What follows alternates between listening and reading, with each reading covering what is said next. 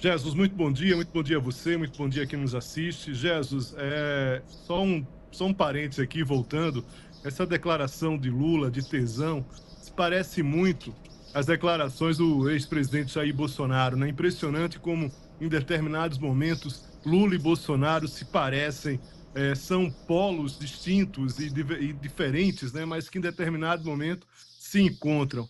Mas, Jesus, a gente apurou logo depois da cirurgia e veio apurando ao longo da semana, que sim, o PT se assustou muito com essa cirurgia de emergência do presidente Lula. Foi uma cirurgia muito, né, de surpresa, pegou todo mundo de surpresa, pegou a própria equipe médica de surpresa, e naquele momento o PT se assustou. Por quê? Porque sabe que o presidente Lula vai disputar uma reeleição, ou pode vir a disputar uma eleição, aos 80 anos.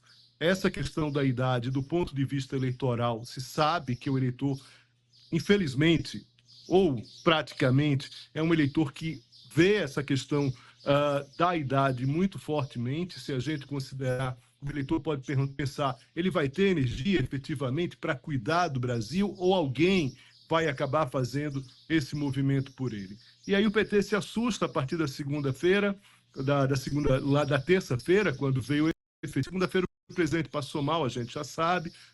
Na madrugada de terça-feira foi operado. A partir dali, as primeiras notícias dessa operação acabou assustando o PT, que começou a pensar no candidato. Qual é o problema? O problema é que o presidente Lula, efetivamente, fez poucos movimentos para se renovar, para renovar os nomes dentro do PT.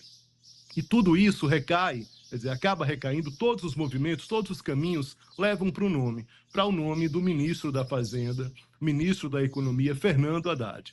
Esse nome já foi testado, já foi prefeito de São Paulo, perdeu uma eleição na prefeitura de São Paulo. Na sequência, ele também perde uma eleição para Jair Bolsonaro. Mas na avaliação do PT, mesmo aquela eleição perdida em 2018, não foi algo tão complicado. Haddad fez um bom papel ali, teve perto de 50 mil votos ali, foi próximo de 50 milhões de votos, desculpe, e é um nome. E o PT, a partir de agora, acredita que o país vai crescer um pouco mais para ter esse nome alternativo, caso venha por decisão do próprio Lula decidir dessa reeleição. Isso é importante, Jesus. Quem vai dar o tom, quem vai decidir sobre a candidatura é o presidente Lula. É ele que vai decidir. Não há ninguém, nem do governo, nem do PT, que possa decidir isso pelo presidente Lula. Se ele se sentir em condições, é ele que vai. Caso ele não se sinta, esse nome vai fluir neste momento para o ministro Fernando Haddad. É isso que o PT avalia. Jesus.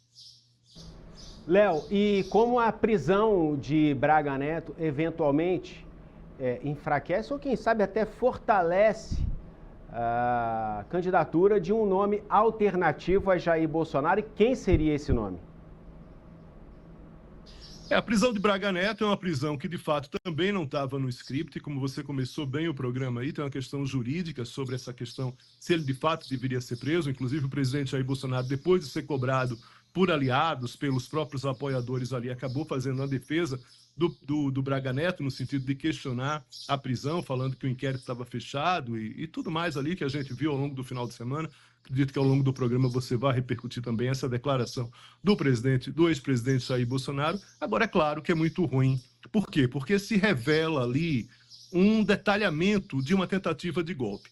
Todo mundo que acompanhava a política de Brasília sabia que o Braga Neto era aquele maior, ele estimulava muito essa questão das urnas, do voto impresso, chegava a falar ali nos bastidores, chegou a falar num dos bastidores sobre, de certa forma, um questionamento em relação à questão política eleitoral no Brasil, mas ninguém tinha detalhes de como ele poderia avançar nisso. Essa investigação, ela põe em detalhes ali, fortemente, todo esse aspecto, toda essa manobra ali de Braga Neto, que nesse caso, Jesus, está rifado pelos militares, até porque ele atua contra os próprios militares, contra dois comandantes, né? A gente sabe disso, as investigações mostram que ele estimulou ali ataques a dois comandantes que não concordavam com essa tentativa de golpe. Então, Braga Neto ali hoje é uma pessoa malquista, é um cara que não tem mais o apoio dos militares. Agora, claro, foi candidato, é filiado ao PL, foi vice do presidente Bolsonaro, e a gente sabe o quanto essa investigação ainda pode avançar em relação ao ex-presidente Jair Bolsonaro. Afinal de contas, tem uma denúncia a ser feita pelo Ministério Público, que deve vir a ser feito efetivamente, né? A expectativa em Brasília é essa, é que o Paulo Gonet ele acabe denunciando o ex-presidente Jair Bolsonaro, talvez não por todos os crimes ali estabelecidos, detalhado, né, na própria investigação da PF, mas essa denúncia ela vai sair. Tem um julgamento no Supremo Tribunal Federal, que é um tribunal claramente nesse aspecto favorável ali às investigações e aos atos do Alexandre de Moraes. Então a tendência, de fato, é uma denúncia da Procuradoria-Geral da República em um julgamento contrário no STF em relação ao vice-presidente Jair Bolsonaro. E aí tem que saber até que ponto o Bolsonaro ele vai conseguir efetivamente ter força, e vai ter força, claro que vai ter força, tem que saber qual é o tamanho dessa força para indicar um candidato, né? Um candidato no lugar dele, afinal de contas ele também está inelegível. Esse nome recai hoje sobre Tarcísio, esse nome às vezes passa ali por um filho de Bolsonaro, a gente vai ter que esperar um pouco esse movimento da direita. Jesus. Léo, pensando aqui, Tarcísio é uma possibilidade, já se fala também em Ronaldo Caiado, que não necessariamente seria um nome de Jair Bolsonaro, talvez possa haver até, me corrija se eu estiver interpretando de forma equivocada aqui, um racha na direita, o que inviabilizaria, enfraqueceria as duas candidaturas, porque a força, os votos se dividem, né? Nesse caso. Porque a gente viu uma certa divisão ali, o Ronaldo Caiado ali na corrida eleitoral ali para a Prefeitura de Goiânia, dizendo o seguinte, que aqui é caiadismo, não é bolsonarismo. E se for lançado Tarcísio, por um lado, apoiado por Bolsonaro, e Caiado, que também representa a direita, não apoiado por Bolsonaro, pode haver um racha aí na direita, né?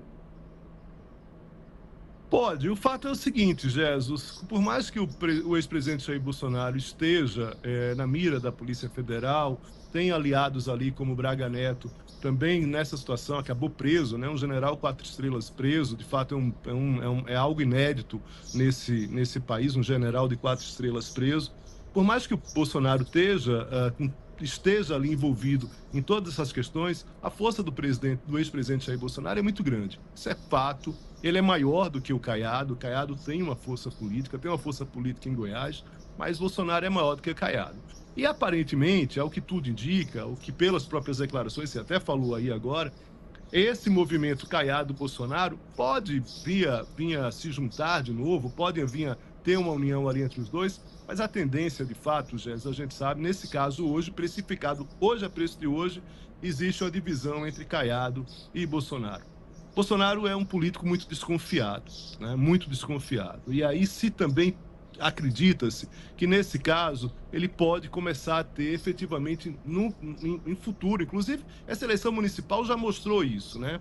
Essa divisão aí de Bolsonaro, Tarcísio, em relação ao prefeito Ricardo Nunes, na eleição de São Paulo. Bolsonaro se afastou mais, Tarcísio se envolveu mais diretamente. A tendência hoje é o governador Tarcísio de Freitas fazer um movimento mais conservador. Qual seria esse movimento mais conservador? O movimento mais conservador seria se candidatar à reeleição ao governo de São Paulo. E aí é um elemento que a gente vai... Assim, hoje, eu diria que o nome mais forte é o Tarcísio, por representar essa direita um pouco mais desassociada desse golpismo, vamos dizer assim. O Tarcísio foi ministro de Bolsonaro, mas você não tem nenhum trecho nas investigações que mostrem uma operação de Tarcísio em relação a um ataque à democracia, a uma tentativa de golpe. Então esse é um nome forte, agora a gente vai ter que acompanhar. Pode vir a ser um familiar? Talvez, é possível. Filho de Bolsonaro? É possível. Mas Bolsonaro, independentemente de estar envolvido na mira da Polícia Federal, ele é um nome forte ainda e não pode ser desconsiderado nesse jogo político de 2026. Jesus. Léo, para a gente arrematar aqui então, imagine que Tarcísio, mais conservador, mire a reeleição no estado de São Paulo. Restaria então somente ali algum dos filhos de Bolsonaro? para ser esse nome da direita? Não, tem governadores ainda, né? A gente tem o Ratinho Júnior, que é um nome forte. Acho que o Zema, ele não tem um perfil nacional. Talvez o Ratinho Júnior tenha mais um nome mais forte aí nacionalmente, mas o Zema também estaria na disputa. Tarcísio buscando a reeleição, aí sim você talvez possa ter nome ali, o próprio Zema. Acho que Caiado hoje de Bolsonaro, por essa divergência, ele não vai ter mais essa participação. Eu acho que ele não acaba disputando essa eleição presidencial, porque ele precisa do apoio do Bolsonaro. Né? Bolsonaro pode optar, sim, aí por um movimento dos filhos, mas também, mais uma vez, Bolsonaro, o nome de Bolsonaro, de Jair Bolsonaro, é um nome muito ligado à desconfiança. Ele é um político muito desconfiado.